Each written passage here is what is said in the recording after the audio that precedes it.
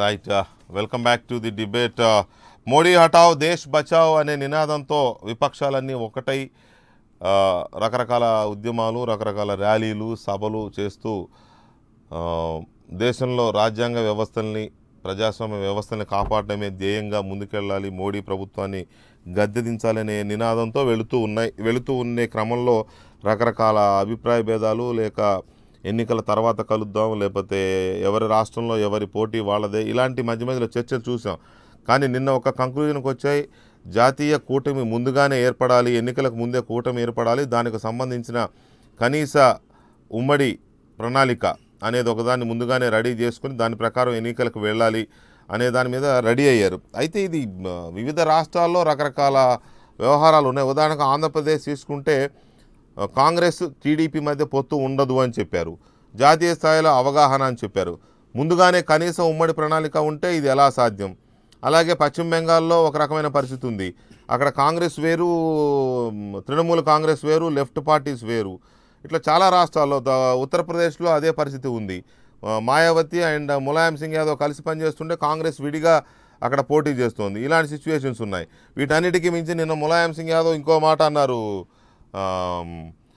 మోడీ మళ్ళీ అధికారంలోకి రావాలని కోరుకుంటున్నానని చెప్పి. అది కాస్త సోనియా గాంధీ పైకి నవ్వుతూ కనిపించారు, కానీ ఆ మాట అన్నప్పుడు చాలా ఇబ్బందికరంగా కనిపించిన పరిస్థితి చూసాం నిన్న లోక్సభలో.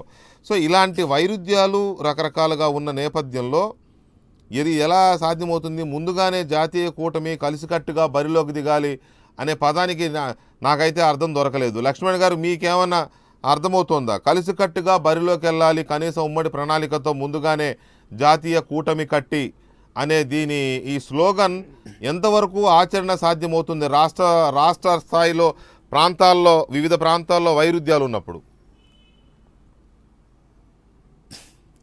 ఇవాళ భిన్న దృక్పథాలు కలిగినటువంటి రాజకీయ విధానాలు, ఆలోచనలు కలిగిన రాజకీయ పార్టీలు జాతీయ స్థాయిలో ఒక అంబ్రిల్లా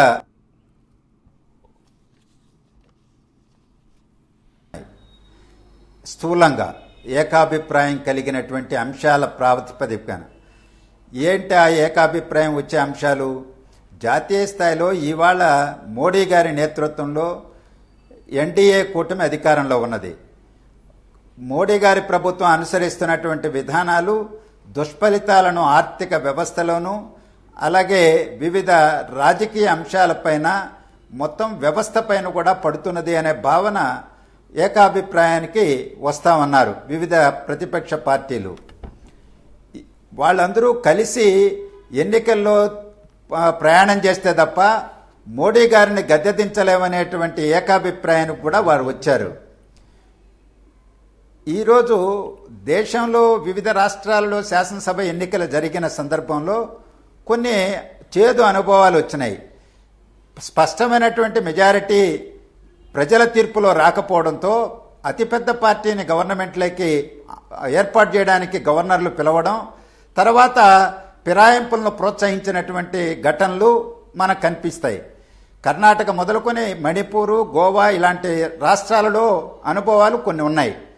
అందువల్ల ప్రీపోల్ అలయన్స్ అనేటువంటిది ఉంటే, భారతీయ జనతా పార్టీ అతిపెద్ద పార్టీగా ఆవిర్భించినప్పటికీ 2019 ఎన్నికల తదనంతరం ప్రీపోల్ అలయన్స్ ఉన్నటువంటి కూటమిని రాష్ట్రపతి ప్రభుత్వాన్ని ఏర్పాటు చేసే దానికి పిలవాలంటే ముందుగా అలయన్స్గా ఏర్పడితేనే అది సాధ్యము, క్లెయిమ్ చేయడానికి అవకాశం ఉంటుందనే భావన ఇవాళ ఈ రాజకీయ పార్టీలకు వచ్చి ఉండవచ్చు. లేకపోతే పెద్ద పార్టీగా బీజేపీ వచ్చిందనుకోండి, ఇవాళ సర్వేలు వచ్చినాయి, ఇప్పటికే ఆ సర్వేల ద్వారా తెలిసింది మోడీ గారికి, బీజేపీకి మెజారిటీ రాదు, సింగిల్ బిగ్గెస్ట్ పార్టీగా వచ్చే అవకాశమే కనిపిస్తుందనే సర్వేలు చెప్పినాయి. వాటన్నింటిని కూడా పరిగణలోకి తీసుకొని బహుశా ఇటువంటి ఆలోచన అంకురార్పణ జరిగి ఉంటుందని నేను అనుకుంటున్నాను. అలాగే జాతీయ స్థాయిలో కూటమిగా ఏర్పడినంత మాత్రాన రాష్ట్రాలలో ఎన్నికల్లో కలిసి పోటీ చేయాల్సిన అవసరం లేదు. అక్కడున్న స్థానిక పరిస్థితులకు అనుగుణంగా సీట్ల సర్దుబాట్లు చేసుకోవచ్చు అనేటువంటి ఒక వెసులుబాటు కల్పించుకొని ఈరోజు జాతీయ స్థాయిలో ఏకమైదాము. బెంగాల్కి వెళ్తే వేరుగా పోటీ చేసుకున్నాం, ఆంధ్రాలో వేరుగా పోటీ చేసుకున్నాం, కేరళలో వేరుగా పోటీ చేసుకున్నాం, యూపీలో వేరుగా పోటీ చేసుకున్నాం. కానీ ఎన్నికల తదనంతరం మనమందరం ఒకటే అనేటువంటి సంకేతాన్ని, ఐక్యత ప్రదర్శిస్తున్నామనే సంకేతాన్ని ప్రజలకిస్తే దానివల్ల అదనపు రాజకీయ ప్రయోజనం ఉంటుందనేటువంటి ఆలోచన రైట్ లక్ష్మణ్ గారు, ఒక్క నిమిషం. దీని వెనకాల ఒక్క నిమిషం. ఉండవచ్చు. మాల్యాద్రి కనీస ఇక్కడ- ఉమ్మడి కార్యక్రమం ఉంటే దాన్ని అన్ని రాష్ట్రాల్లో ప్రచారం చేయడానికి కూడా ఒక రాజకీయ ఆయుధంగా ఉంటుందని భావించుతూ ఉండవచ్చు కొంత అనేది నా కన్ఫ్యూజన్ అభిప్రాయం. అయితే డెఫినెట్గా వస్తుంది మాల్యాద్రి గారు. జాతీయ కూటమి ఏర్పాటు చేయడము, కలిసికట్టుగానే బరిలోకి దిగడం అనే ఏదైతే ఉందో, కలిసికట్టుగా ఒక కూటమి తయారు చేసుకొని ఒక ప్రణాళిక, ఒక ఎజెండా, ఒక మేనిఫెస్టో, కనీసం ఉమ్మడి ప్రణాళిక అంటే అదే కదా, కనీసం ఉమ్మడి మేనిఫెస్టో లాంటిది చేసుకుని వెళ్ళాలి అనుకున్నప్పుడు బాగానే ఉంటుంది అది. కానీ రాష్ట్రాల స్థాయికి వచ్చేసరికి మళ్ళీ డిఫర్ అవుతారు. ఏపీకి వచ్చేసరికి కాంగ్రెస్కి టీడీపీకి పొత్తు ఉండదని, ఇంతకుముందు ఉంటుంది అనుకున్నారు, తర్వాత చెప్పారు ఉండదని. కానీ అక్కడేమో ఉమ్మడి ప్రణాళికకి ముసాయిదా తయారు చేసే బాధ్యత రాహుల్ గాంధీ తీసుకున్నారు. ఇటు చూస్తే బెంగాల్లో ఒక రకమైన సిచ్యువేషన్, యూపీలో ఇంకో రకమైన సిచ్యువేషన్, తమిళనాడులో ఇంకో రకమైన సిచ్యువేషన్, ఇలా రకరకాల రాష్ట్రాల వారీగా ప్రాంతీయ పార్టీలకు జాతీయ పార్టీ అయిన కాంగ్రెస్ లెఫ్ట్కి రకరకాల వైరుధ్యాలు ఉన్నప్పుడు ఇది ఎలా కన్ఫ్యూజన్ క్రియేట్ చేయదా ప్రజల మధ్యలో? భారతదేశం యొక్క విశిష్టత ఏంది? ప్రపంచంలో 200 దేశాలలో లేని ప్రత్యేకత భారతదేశంలో ఏంటి? భిన్నత్వంలో ఏకత్వం. విశేషమైన భిన్నత్వం ఉంది భారతదేశంలో, అయినా ఏకత్వం కూడా ఉంది. ఈ దేశం యొక్క గ్రౌండ్ రియాలిటీ అది. ఇక్కడ జరుగుతున్నది కూడా అదే. అందువల్ల ఈరోజు 2015-16లో జీడిపి 8.1% ఉంటే అది 7.3% తగ్గిపోయింది. అట్లాగే అగ్రికల్చర్ గ్రోత్ రేటు ఆంధ్ర రాష్ట్రంలో 11% ఉంటే దేశంలో 2.4% పడిపోయింది. ఇట్లా మొత్తం ఆర్థిక వ్యవస్థ, వ్యవసాయ రంగం మొత్తం చిన్నాభిన్నం చేశారు. మొత్తం ఎంఎస్ఎంఈ ఎక్కువ మందికి ఉపాధి కల్పించే రంగం, అదంతా కూడా ఈ డిమానిటైజేషను, అట్లాగే ఈ జిఎస్టీలో పెట్టిన అధిక స్లాబుల కారణంగా దాదాపు ఒక 2 కోట్ల మంది అక్కడ ఉపాధి కోల్పోయిన పరిస్థితి. 45 ఏళ్లలో ఎప్పుడూ లేని నిరుద్యోగిత 6.1% వచ్చిందని చెప్పి ఈరోజు అంటే అవన్నీ ఇట్లా మొత్తం అన్ఎంప్లాయ్మెంట్, అధిక ధరలు, 13,000 కోట్ల రూపాయల అదనంగా పెట్రోల్ ప్రొడక్ట్స్ మీద వసూలు చేసుకున్నారు. ఎంత? 13,000 కోట్లు. అది కాకుండా 33,000 కోట్లు. సార్ ఒక్క నిమిషం, 33 లక్షల కోట్లు, ఒక 6 నిమిషాలు ముగించేస్తా. 33 లక్షల కోట్ల రూపాయలు అప్పులు చేశారు. ఈ డబ్బులన్నీ ఏం చేసినట్టు తీసుకెళ్ళి 15 మంది పెట్టుబడిదారులకి మొత్తం అప్పగించేసి, అట్లాగే ఈ బ్యాంకుల్ని వాటన్నిటిని లూటీ చేస్తున్నారనే కదా మీరు కూటమి కడుతున్నారు. 10 లక్షల కోట్ల రూపాయలు లూటీ చేసి విదేశాలకు పోయేదానికి ఇవన్నీ ఇలా ఉన్నాయనే మీరు కూటమి కడుతున్నారు. కూటమి కడుతున్నప్పుడు రాష్ట్రంలో ఒకలా, దేశంలో ఒక, జాతీయ స్థాయిలో ఒకలా అంటే ఈ దేశం యొక్క భిన్నత్వం, అది భిన్నత్వంలో ఏకత్వం ఈ దేశంలో ఉంది. అట్లాగే ఢిల్లీ వరకు అందరం కలిసి పనిచేస్తాం. ఆయా రాష్ట్రాల్లో ఉండే ప్రత్యేక పరిస్థితులను బట్టి ఆ ప్రత్యేక పరిస్థితులను బట్టి అక్కడ ఆ రాష్ట్ర పార్టీలు అవి సర్దుబాటు చేసుకొని పోటీ చేస్తాయి, లేదు విడిగా పోటీ చేస్తాయి. ఇది దేశంలో ఉండే భిన్నత్వం. ఆ భిన్నత్వంలో కూడా ఏకత్వం ఉంది. ఇది ఈ దేశం యొక్క విశిష్టత, అదే ఇక్కడ కొనసాగుతుంది. రఘురామ్ గారు, మీకేమైనా అర్థమైందా? దీంట్లో ఉన్న మతలబ్ ఏమైనా అర్థమైందా మీకు? జాతీయ కూటమి కనీసం ఉమ్మడి ప్రణాళికతో ఎన్నికల ముందే కూటమి కట్టి ప్రకటించాలి, ఆ ఎజెండాతోనే వెళ్ళాలి అని చెప్పారు. కానీ రాష్ట్రాల్లో సిచ్యువేషన్ అలా లేదు. ఉప్పు నిప్పులా ఉన్నాయి పార్టీలు చాలా చోట్ల. ప్రధానమైన రాష్ట్రాల్లోనే పరిస్థితి అలా ఉంది. ఈ సిచ్యువేషన్ ఇలా ఉన్నప్పుడు, ఉదాహరణకి ఢిల్లీలోనే చూడండి, కాంగ్రెస్కి ఆమ్ ఆద్మీ పార్టీకి పడదు. ఆంధ్రప్రదేశ్లో పడదు, అదే అంటున్నా. ఏపీ, ఆంధ్రప్రదేశ్లో కాంగ్రెస్ టీడీపీల మధ్య పొత్తు లేదు. యూపీలో ఎస్పీ బీఎస్పీ పొత్తు ఒకవైపు, కాంగ్రెస్ ఇంకొక వైపు. బెంగాల్లో లెఫ్ట్ మమతా అండ్ కాంగ్రెస్ ముగ్గురు 3 దారులు. ఇలాంటి సిచ్యువేషన్స్ రాష్ట్రాల్లో ఉంది. జాతీయ స్థాయిలో మాత్రం కూటమి కడతాం, అది కూడా ఎన్నికలకు ముందే. ఇది ప్రజలకి కన్ఫ్యూజన్ కాదా? మీ అంచనా ఏంటి? కన్ఫ్యూజన్ అంటే అసలు వీళ్ళకి ఇదంతా అతుకుల బొంత, ఎవరికి వాళ్ళకి పడదు. మేమంతా కలిసి ఉన్నాం అని ఫోటోలు తీస్తే సరిపోతుందా అండి? 10 మంది నుంచి ఢిల్లీలో వారానికి ఒకసారి ఫోటోలు తీస్తే సరిపోతుందా? మీరు చెప్పినట్టుగా ఏ రాష్ట్రంలో ఆ రాష్ట్రంలో ప్రత్యేక పరిస్థితులు ఉన్నాయి. మాల్యాద్రి గారు చెప్పిందంతా కూడా అవాస్తవం. చాలా కూల్గా అవాస్తవాన్ని అద్భుతంగా చెప్పాలనుకుంటారు, కానీ ఆయన అవాస్తవం అందరికీ తెలుసు. దేశంలో ఇవాళ 6వ అతిపెద్ద ఎకానమీగా ఈ 5 ఏళ్లలో జరిగింది. అనేక అభివృద్ధి కార్యక్రమాలు జరిగినాయి. ఇవాళ దేశం ముందుకెళ్తుంది. ఇవాళ దేశం చాలా ప్రపంచ దేశాలతో పోటీ పడుతున్నాం. ఇవాళ మనం అలాంటి తయారు చేసింది 5 ఏళ్ల నరేంద్ర మోడీ. నరేంద్ర మోడీకి ఇవాళ అపోజిషన్లో ఎంతమంది కాదు 40 మంది కలిసి ఒక కూటమి ఏర్పడినా వీళ్ళకి పడదు. ఎలక్షన్ ముందే వీళ్ళు ఓడిపోతారు, అంటే ఎలక్షన్ ముందే విడిపోతారు వీళ్ళంతా. ఇవాళ కావటం కడితే మళ్ళీ సోమవారం మళ్ళీ కూటమికి మళ్ళీ ఇంకో మీటింగ్ కడితే మళ్ళీ దాంట్లో భేదాభిప్రాయాలు. ఏమంటే కశ్మీర్ నుంచి తీసుకుంటే కేరళ వరకు కూడా ఎక్కడా ఇప్పుడు కాంగ్రెస్ అక్కడ ముఫ్తీ మహమ్మద్ సయ్యద్కి అమ్మాయి పడదు. మీరు చెప్పారు ఢిల్లీలో ఆప్కి కాంగ్రెస్కి పడదు, బెంగాల్లో కాంగ్రెస్కి మమతాకి పడదు, ఉత్తరప్రదేశ్లో ములాయం గారేమో చంద్రబాబు గారికి వచ్చి నిమ్మరసం ఇచ్చి లేదనగా పక్కన కూర్చొని చెయ్యెత్తి ఫోజులు కొడతారు. పాపం వచ్చి నరేంద్ర మోడీ మళ్ళీ ప్రధానం కావాలంటాడు. శరద్ పవార్ గారి ఇంట్లో ముఖ్యమంత్రి గారు దఫా చర్చ జరుపుతారు. శరద్ పవార్ గారు గతంలోనే ఈ దేశానికి నరేంద్ర మోడీ దిక్కు అని చెప్పి ఆయన చెప్తాడు. ఫారూక్ అబ్దుల్లా కొడుకు ఉమర్ అబ్దుల్లా గతంలోనే అనౌన్స్ చేశాడు 2019 మనం మర్చిపోదాం, 2024 తయారవుదాము, అప్పుడు కూడా మోడీయే ప్రధాని చెప్పాడు. సార్ నరేంద్ర మోడీని ఎదుర్కోవడం, భారతీయ జనతా పార్టీ ఎదుర్కోవడం, అదే ఎన్డీఏ కూటమి ఎదుర్కోవడం వీళ్ళ వల్ల కాదు.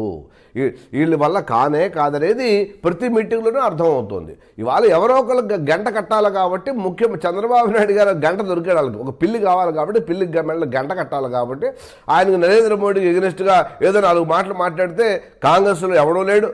మమతా బెనర్జీ తుస్సు తప్పించి ఆవిడ దగ్గర మొత్తం అవినీతి కోపాల్లో కూరుకుపోయేది. వీళ్ళందరి మీద కేసులు ఉన్నమాట మేము పెట్టలా. మాయావతి గారి మీద సుప్రీంకోర్టు చెప్పింది నువ్వు కట్టుకున్న విగ్రహాలకి 2,000 కోట్లు ఖర్చు పెట్టావో కక్కు అన్నిట్లుగా అని చెప్పింది. సో ఇలాగా ఒక్కొక్కళ్ళ మీద అనేక కుంభకోణాలు ఉన్నాయి. ములాయం గారి మీద కుంభకోణం ఉంది, మాయావతి మీద కుంభకోణం ఉంది. అందరి మీద ఇవాళ ఈ కూటమిలో చంద్రబాబు గారి మీద కూడా కేసులు ఉన్నాయన్నారు. ఇలాగ అందరి మీద కేసులు ఉన్న వాళ్ళంతా ఒక చోట అయ్యి నరేంద్ర మోడీని ఎదుర్కోవాలంటే వీళ్ళ వల్ల వద్దా, వీళ్ళ వల్ల సాధ్యమా, ఎజెండా లేదు, వీళ్ళు ప్రజలు ఎలా యాక్సెప్ట్ చేస్తారు, వీళ్ళ వల్ల కాదు. ఎన్నికల ముందే ఓటమిని ఒప్పుకుంటున్నారు. ఏ సర్వే చూసినా బీజేపీకి తక్కువ వస్తాయని చెప్పారు, కానీ 240, 230, 250 వరకు బీజేపీ వస్తుంది. మాకు ఎవరు అవసరం లేకుండానే ప్రభుత్వం రెండోసారి ఏర్పాటు చేస్తాం.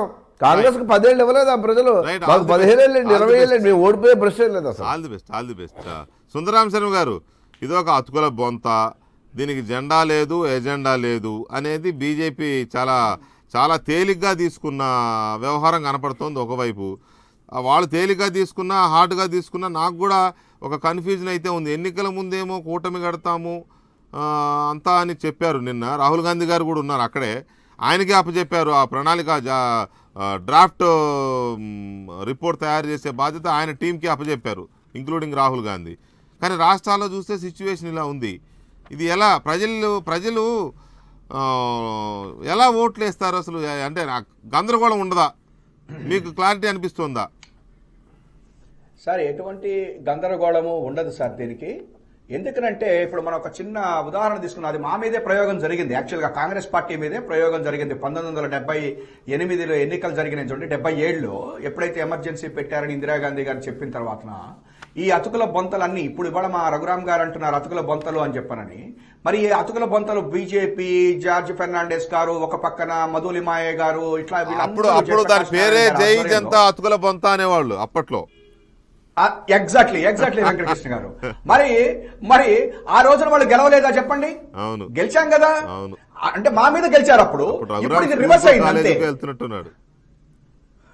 అప్పుడు రివర్స్ అయింది సార్ అది. ఇప్పుడు ఈ అతుకుల బొంత అంటున్నటువంటి వీళ్ళందరూ కూడా అక్కడ కేంద్ర ప్రభుత్వంలో ఉన్నటువంటి నరేంద్ర మోడీ గారి ప్రభుత్వాన్ని దింపటానికి డెఫినెట్ గా ముందుకెళ్తది. ఇంకొకటి ఏంటంటే ఇక్కడ సర్కారియా కమిషన్ చెప్పిన దాని ప్రకారం మెజారిటీ స్థానాలు వచ్చినటువంటి పార్టీని రాష్ట్రపతి ఆహ్వానించాలని ఉంది. అందుకోసం అని చెప్పనని ఎందుకైనా మంచిది ముందుగానే మహాకూటమి కట్టాలి అనుకుంటున్నాం. ఇంకొకటి ఏంటంటే ఈ అతుకులన్నిటినీ కూడా ఒక పెద్ద బొంత కింద కట్టి బ్రహ్మాండమైనటువంటి పరిపాలన ఇవ్వటానికి ఈ దేశ ప్రజలు సన్నద్ధంగా ఉన్నారు. అందులో ఎటువంటి ఇది లేదు. మీరు ఇందాక ఒక మాట అన్నారు ఏంటంటే రాష్ట్రాల్లో ఇబ్బందులు వస్తాయా అని. నిజంగా కూడా కొన్ని రాష్ట్రాల్లో వచ్చేటువంటి అవకాశం ఉంది. అయితే అది అసెంబ్లీల వరకే వస్తాయి కానీ పార్లమెంట్ వరకు మాత్రం ఇబ్బంది లేదు. పార్లమెంట్ లో కాంగ్రెస్ పార్టీకి మంచి మెజారిటీ వచ్చేటువంటి అవకాశాలు ఉన్నాయి. లేని చోట్ల అక్కడ ఉన్నటువంటి మహాకూటమిలో ఉన్న ప్రాంతీయ పార్టీకి అవకాశాలు ఉంటాయి. కాబట్టి రాహుల్ గాంధీ ప్రధాని కావాలి అనేటువంటి ఆశ ప్రజల్లో ఎక్కువైపోయింది. ముఖ్యంగా ఆంధ్రప్రదేశ్ కలిసి రాలేదు అది. సరే ఇంక మార్చేద్దాం సార్, మార్చేద్దాం. మహాకూటమి కాకుండా మన రఘురామ్ గారు చెప్పినట్టు అతుకుల బొంత పార్టీ అనే పెట్టుకుంటాం. మాకు కావాల్సింది ప్రజలకు సేవ చేయాలి, మంచి బీజేపీని గద్దెదించాలి. కాదు, మంచి బొంత ఒకటేసి దాని మీద పూలు చల్లి ప్రజాస్వామ్యానికి ఒక పాను పేయండి, మంచిదే, తప్పేం లేదు. అతుకుల బొంత అంటే పేదవాడి పానుపది. రఘురామ్ చాలా అనవసరంగా అన్నాడు కానీ అతుకుల బొంత అనేది పేదవాడి పాన్పు. అందరికీ పెద్ద పెద్ద మ్యాట్రెస్ దొరకవు కదా. రైట్, ఎనీవే దొరకవు కదా sir. Yes, correct, you are right. Rajasekhara Reddy గారు, ఈ ప్రతిపాదన 24 పార్టీల ఈ ప్రతిపాదన, ఈ ప్రయత్నం ఎన్నికలకు ముందే జాతీయ కూటమి విత్ కనీస ఉమ్మడి ప్రణాళిక అనేది ఎంతవరకు సక్సీడ్ అయ్యే అవకాశం ఉంది? మీరేమైనా చేరతారా ఈ అతుకుల బొంతలో?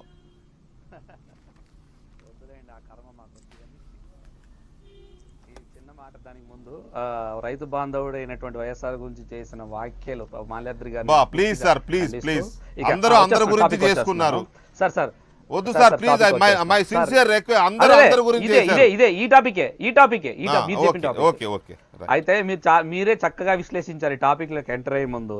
అసలు అంటే మీరు చాలా అంటే ఒక రకమైన నిరాసక్తగా చెప్పడమే అర్థమైపోయింది. అంటే ఎలా ఉంది ఈ యొక్క అలయన్స్ అనేది. సింపుల్గా చెప్తున్నానండి ఇది అలయన్స్ గురించి. ఈ అలయన్స్ ఎలా తయారైందంటే, ఏపీలో కొంతకాలం పొత్తు అన్నారు కాంగ్రెస్ తోటి, తర్వాత అవగాహన అన్నారు, తర్వాత ఇక్కడ తెలంగాణలో చూసాం. మీరు అన్నట్టు యూపీలో బీఎస్పీ సమాజం అసలు కాంగ్రెస్ పూర్తిగా వదిలేసి ఏదో ఒక భిక్షం వేసినట్టు మేము రాహుల్ గాంధీ గారి అదే ఎంపీ కంటెస్ట్ మీద కంటెస్ట్ చేయమన్నారు.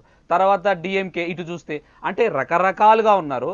ఫస్ట్ ఆఫ్ ఆల్ వీళ్ళకి అసలు ఈ గఠబంధన్కి స్పష్టత లేదుగా కనిపిస్తూ ఉంది. ఎందుకంటే ఇదే మమతా బెనర్జీ బెంగాల్ ఒక్కసారి సమావేశం జరిగినప్పుడు ఒక విలేకరి అడిగిన ప్రశ్నకి who will be the face of this గఠబంధన్ అని అడిగితే, సార్ చంద్రబాబు గారు బిత్తర చూపులు చూస్తుంటే ఈవిడ మైక్ లాక్కొని everyone will be the face of the గఠబంధన్ అంటే ఒకరి నాయకత్వాన్ని ఒకరి సమర్థించే పరిస్థితులు కూడా లేదు. రెండోది డిఎంకే స్టాలిన్ గారు చెప్పారు, ప్రధానమంత్రి రాహుల్ గాంధీ గారు ఉంటారు, ఎమ్మటే తెల్లారి చంద్రబాబు గారు మమతా బెనర్జీ అలాంటిది ఏమీ లేదు, మేము ఇంకా నిర్ణయించుకోలేదన్నారు.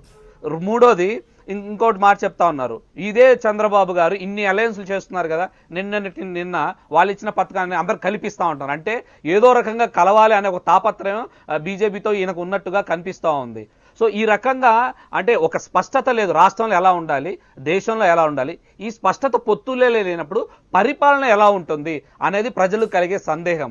అనవసరంగా ఇవన్నీ పెట్టేసి రాష్ట్రాన్ని మర్చిపోయి చంద్రబాబు గారు దేశమంతా తిరుగుతున్నారు. కాబట్టి let put efforts for our state. ఈ రకంగా పెట్టకుండా మీరు ఎప్పుడు బీజేపీతో ఉంటారో ఎప్పుడు కాంగ్రెస్తో ఉంటారో తెలియని ఒక పరిస్థితిలో మీరు ఈ రకంగా బిహేవ్ చేయడం కరెక్ట్ కాదు. రెండోది, ఇందాక లక్ష్మీనారాయణ సార్ కూడా చాలా చక్కగా అనాలిసిస్ చేశారు, ఫిరాయింపులు జరుగుతున్నాయి, ముందు దీన్ని కట్టడి చేయాలని. కరెక్టే, ఏపీలో కూడా చూసే ఎంత దారుణంగా జరుగుతున్నాయి, ఫిరాయింపులు చేస్తున్నారు, మంత్రులకు ఇస్తున్నారు, ఒక రాజ్యాంగం మీద ఒక విలువ లేదు, ఏమీ లేదు. ఈ రకమైన అలయన్స్లు తర్వాత చంద్రబాబు గారు మాట్లాడుతూ నేను దేశంలో అన్ని కూడగట్టి నేను హక్కులు సాధిస్తాను, మన రావాల్సిన ఏం సాధిస్తారు సార్? మన మమతా బెనర్జీ గారు మైక్ లాక్కుంటేనే ఆపుకునే పరిస్థితి దిక్కులేదు, ఇక రాష్ట్రంలో హక్కులు కానీ నిధులు కానీ ఏం సాధిస్తారు చంద్రబాబు గారు? కాబట్టి ఈ టోటల్గా అలయన్స్ అంతా కూడా ఎవరికి వాళ్ళు లీడర్షిప్ ప్రూవ్ చేసుకోవడానికి నేషనల్ లెవెల్లో తాపత్రయపడుతున్నారు తప్ప మన రాష్ట్ర ప్రజలకి వాళ్ళ రాష్ట్ర ప్రజలకి మనం ఏమి చేయబోతున్నాం అని చెప్పడంలో పూర్తిగా వైఫల్యం చెందారు. కేంద్రంలోకి వెళ్తున్నారు, పూర్తిగా వైఫల్యం చెందారుగా ఈ రాష్ట్ర ప్రజలు భావిస్తా ఉన్నారు. ఆ చేసే ఎఫర్ట్ ఏదో రాష్ట్ర ప్రజలకు కావాల్సిన నిధులు కానీ హక్కులు కానివ్వండి. ఇక మోడీ గారు కూడా ఇంకొకటి, మోడీ గారు కూడా ఈ రాష్ట్రానికి ఎంత అన్యాయం చేసాం మనందరం చూసాం. ఒక డిమానిటైజేషన్ అప్పుడు, ఒక జిఎస్టీ అప్పుడు ఆకాశానికి ఎత్తేసినాడు చంద్రబాబు గారు. మళ్ళీ ఇప్పుడు వచ్చేసరికి తుగ్లక్ డిమానిటైజేషన్ అంటే ఆ రోజు తుగ్లక్ యాక్టివిటీలో ఈయన ఇన్వాల్వ్ అయ్యారుగా, అంటే ఈయన తుగ్లక్ పాలన అందించినట్టే కదా కేంద్ర మంత్రిత్వంలో ఉండి. కాబట్టి ఇలాంటి ద్వంద్వ విధానాలు మానేసి రాష్ట్ర ప్రజలకు ఏం కావాలో చెప్తే బాగుంటుంది. ఇంతసేపు రాజశేఖర రెడ్డి గారు మాట్లాడారు, ఇదిగో ఇది రాదు అని చెప్తున్నాడు. అంటే ఎవరు రావాలని వాళ్ళ ఉద్దేశం? బీజేపీ రావాలనే కదా. వైఎస్ఆర్ పార్టీకి బీజేపీ రావాలని, ఇది లాలూచికి వారి యొక్క ఇప్పుడు వివరణే. వైఎస్ఆర్ పార్టీ మోడీ గారికి లాలూచి వారి ఉపన్యాసమే ఒక రుజువు కదా. నెంబర్ 2 బాబు మోడీ వద్దు. రెండోది ఇప్పుడు మళ్ళీ వాళ్ళు లాలుచి పడుతూ కాంగ్రెస్ ముద్ద ఆ రోజు కూడా అస్సలు వద్దు. సమైక్యాంధ్ర అస్సలు వద్దు. ముసుగులో వికే గారు. వినండి, అస్సలు సమైక్యాంధ్ర పైకి నినాదం చెప్తూ లోపల సోనియా గాంధీ తోటి కొల్లుడయ్యి ఆ రోజు సరే, బెయిల్ సరే. తెచ్చుకున్నారు. ఈ రోజు కేసుల మాఫీ కోసం బీజేపీ తోటి కొల్లుడయ్యి సార్, అది వద్దండి. ఆ, మాల్యాద్రి ఈరోజు గారు, మీలాంటి మీరు చేస్తా పెద్దవాళ్ళు ఉన్నారు. అటువంటి మాట్లాడొద్దు. మళ్ళీ మాకు మాల్యాద్రి గారు, అయ్యా, మీ మీలాంటి వరుస వచ్చినప్పుడు పెద్దవాళ్ళు మాట్లాడండి మాట్లాడొద్దు. సారు, మీ వరుస కాదు వచ్చినప్పుడు మాల్యాద్రి మాట్లాడండి. గారు. మాల్యాద్రి మీరు గారు, మధ్య ఒకటి. మధ్యలో కాళ్ళు గడ్డాలు పట్టుకునే పరిస్థితి టీడీపీది. మధ్యలో వద్దు. అసలు కర్మ పట్టదు. ఎందుకు మీరు కాలర్ పట్టుకునే మనస్తత్వం జగన్ గారిది. మీరు ఆగాల మీ వరుస వచ్చినప్పుడు మాట్లాడండి. స్పీడ్ గా స్పందిస్తున్నారు ఆగాల మీ వరుస వచ్చినప్పుడు. సో అందువల్ల ఇది స్పష్టం. ఆంధ్ర రాష్ట్రంలో ఉండే ప్రజలు, దేశంలో ఉండే ప్రజలందరికీ ఈరోజు కేసీఆర్ కానీ, జగన్మోహన్ రెడ్డి కానీ, మోడీ కానీ వీళ్ళు ముగ్గురు కలిసిపోయారు అనేది సుస్పష్టం. రెండవది, మీ వరకు మీకు క్లారిటీ ఉందా? ఆంధ్ర రాష్ట్రంలో ఉండే ప్రతి పసిపిల్లోని వాళ్ళకి పోయినసారి అది వదిలేండి. నెక్స్ట్ జాతీయ కూటమి ముందుగానే పెట్టడం ద్వారా అనుకున్న ఫలితం సాధిస్తామనే నమ్మకం ఉందా? దానికే వస్తున్నా. ఈరోజు దేశంలో మా మిత్రుడు రఘురామ్ గారు చెప్పినట్టు 230 అనేది కళ. 120 సీట్లకి బీజేపీ, ఆ 120 సీట్లు కూడా కష్టమే. అందువలన ఏ పరిస్థితుల్లో 80 రోజుల తర్వాత మోడీ గారు మాజీ ప్రధానమంత్రి 80 రోజుల తర్వాత 2. మూడోది, అతుకులు బొంత ప్రభుత్వాలే ఈ దేశంలో ఆర్థిక వ్యవస్థను కానీ లేకపోతే సెక్యులర్ వ్యవస్థను కానీ బాగా మెయింటైన్ చేశారు. అతుకుల బొంత అయినా పివి నరసింహారావు కానీ వాజ్పేయి గారు కానీ అతుకుల బొంత ఆర్థికంగా ఈ దేశానికి దిక్సూచిలాగా నిలిచారు. అట్లాగే సెక్యులర్ వ్యవస్థను కానీ డెమోక్రసీని కానీ ప్రివైల్ చేశారు. ఈ బ్రూట్ మెజారిటీ వచ్చిన ఆనాడు ఇందిరాగాంధీ కావచ్చు, ఈరోజు ఈయన మోడీ కావచ్చు, డెమోక్రసీని తినేశారు. సెక్యులరిజాన్ని వీళ్ళు కాంగ్రెస్ కూటమికి ఇచ్చిన మెజారిటీ ఒక పార్టీకి మాత్రం ఇవ్వద్దు. కాబట్టి దేశానికి ఉపయోగపడ్డాయి ఇవి. రైట్. ఎనీవే, బాబు మోడీ వద్దు వికే గారు. మీరు ఒక మాట చెప్పండి రాజశేఖర రెడ్డి గారు, మీ నోటి వెంట వినాలనుకుంటున్నా. వాళ్ళేమో మోడీ హటావ్ దేశ్ బచావ్ అంటున్నారు కదా, మీరు కాంగ్రెస్ బీజేపీ హటావ్ భారత్ బచావ్ అని చెప్పి మీరు అనండి ఒక మాట. సూపర్ అనండి. సూపర్ వికే గారు. ఆల్రెడీ ఇప్పుడు చంద్రబాబు గారు కాంగ్రెస్ బీజేపీ బచావ్ భారత్ కు బచావ్ అని అనండి ఒక మాట. హటావ్ కాంగ్రెస్ బీజేపీకి హటావ్, మీరు బచావ్ అంటున్నారు. హటావ్ దోనోంకో, భారత్ కు హటావ్ భారత్ కు బచావ్. మరి కాంగ్రెస్ బీజేపీ దోనోంకో హటావ్. नो కాంగ్రెస్ బీజేపీ టీడీపీకి హటావో, దేశ్ కో రాష్ట్ర కో బచావో. రైట్. మరి ఎవరు వచ్చి కాపాడాలి దేశాన్ని అప్పుడు? వీళ్ళిద్దరు పోతే కేసీఆర్ వస్తారా? జగన్మోహన్ రెడ్డి గారు. జగన్మోహన్ రెడ్డి గారు. జగన్మోహన్ రెడ్డి గారు. జగన్మోహన్ రెడ్డి గారు. జగన్మోహన్ రెడ్డి గారు prime minister CM? Future will tell sir. దీని మీద సుందర్ సీఎం ఇస్ పక్కా. సరే, enjoy these 2 minutes. Enjoy. Right. Rajasekhar గారు thank you very much. Lakshman గారు, సుందరాం శర్మ గారు, రఘురామ్ గారు థ్యాంక్ యూ వెరీ మచ్. ఇది వాటి డిబేట్. మళ్ళీ రేపు కలుద్దాం.